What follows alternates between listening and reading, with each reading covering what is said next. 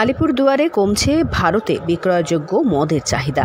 দুর্গাপুজোতে বিক্রি ঠিকঠাক হলেও ছট পুজো অবধি বিক্রি কেমন হবে তা নিয়ে চিন্তিত ব্যবসায়ীরা, কারণ ভুটান মদ প্রবেশ করছে জেলায়। আলিপুরদুয়ার জেলার পাশেই রয়েছে প্রতিবেশী রাষ্ট্র ভুটান। এখনও ভুটান সীমান্ত অনেক স্থানেই খোলা রয়েছে।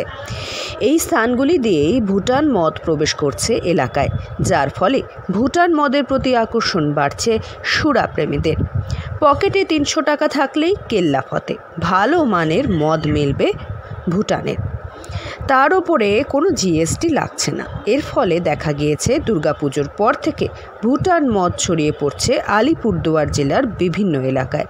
যদিও আলিপুরদুয়ার আবগারি দপ্তরের পক্ষ থেকে অভিযান চলছে এবং বিপুল পরিমাণের ভুটান মদ ধরা পড়ছে, তবুও কোথাও যেন ঠেকানো যাচ্ছে না ভুটান মদের রমরমা ব্যবসা। বিশেষ করে চা বলয় এলাকাগুলিতে বিক্রি বেশি ভুটান মদের। বীরপাড়া, জয়গা, কালচিনি, কুমার গ্রামের মতো এলাকাগুলিতে মিলছে ভুটান মদ। ভুটান বিয়ার ২০০ টাকায় মেলে আর ভুটান হুইস্কি মেলে ৩০০ টাকায়।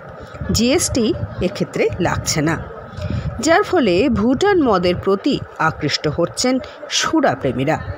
ভুটান মদের বিক্রি বেড়ে যাওয়ার কারণে চিন্তায় ব্যবসায়ীরা।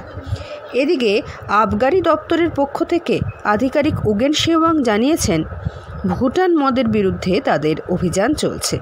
অনেক সময় বোতলের ওপর লেবেল পরিবর্তন করে তা বিক্রির কৌশল করা হচ্ছে, সেই বিষয়টিতে নজর রাখা হচ্ছে।